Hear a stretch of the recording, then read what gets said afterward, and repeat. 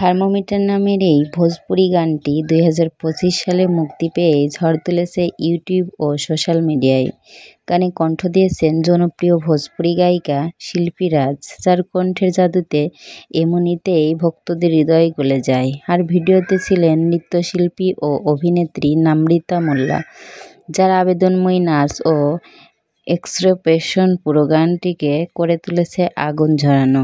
গানটির নাম থার্মোমিটার, আর সেটাই যেন পুরো ভিডিওর মূল মেজাজ প্রকাশ করে। যেমন গানের তাপমাত্রা তুঙ্গে গানটি শুরুর দিকে একটি ডায়লগ আসে, যেটা পুরো গানের আবহকে মজাদার ও একটু পাঞ্চি করে তোলে। নম্রিতা মোল্লার পারফরমেন্স এমন যে দর্শকদের থার্মোমিটার সত্যিই 104 ডিগ্রিতে উঠে যেতে পারে। তার চোখের চাউনি, ঠোঁটের হাসি আর হিপ মুভমেন্ট এক কথায় অসাধারণ।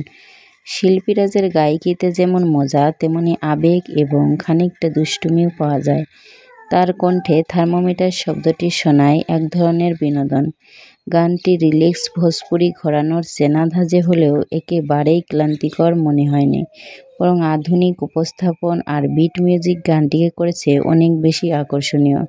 ভিডিওটির সিনেমাটোগ্রাফিও চমৎকার। ক্যামেরার অ্যাঙ্গেল, রঙের ব্যবহার এবং কোরিওগ্রাফি সবকিছুই এক কথায় প্রফেশনাল মানের।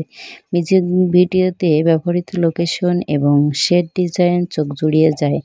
এই গানের জনপ্রিয়তার অন্যতম কারণ হতে পারে গানের বিষয়বস্তু, যেটি একটু ব্যতিক্রমী ও জটিল ধাঁচের হলেও দর্শকদের কাছে নতুনত্ব এনে দিয়েছে।